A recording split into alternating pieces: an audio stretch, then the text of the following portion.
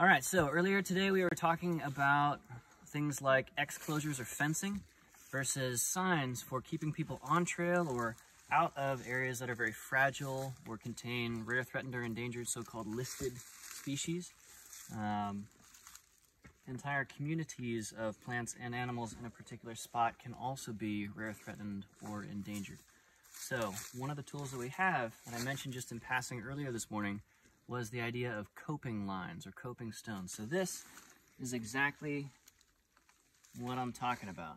And we've all seen trails that have railroad ties along one side.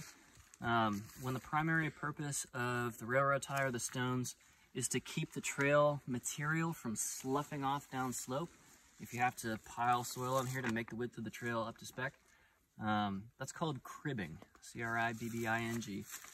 And when its primary purpose is mostly just to keep us on the trail or to avoid a hazardous sort of drop off on the low slope side, down slope side, that's called a coping line. So it doesn't have to be a continuous thing like a whole bunch of pressure treated or creosote treated dimensional lumber like railroad ties.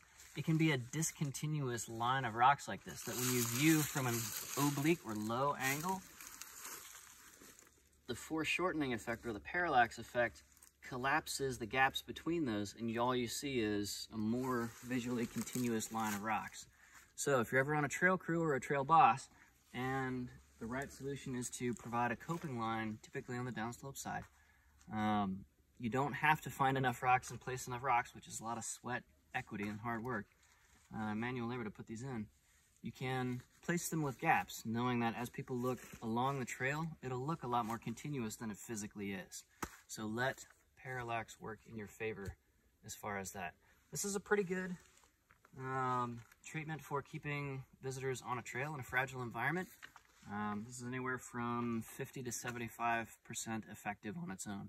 Where you really got to keep people on trail, you would place an informational educational sign, a descriptive prescriptive message. Stay on the trail. These lines are here to help you do that kind of a message. And that will crank it up to even higher effectiveness. Sound good? All right.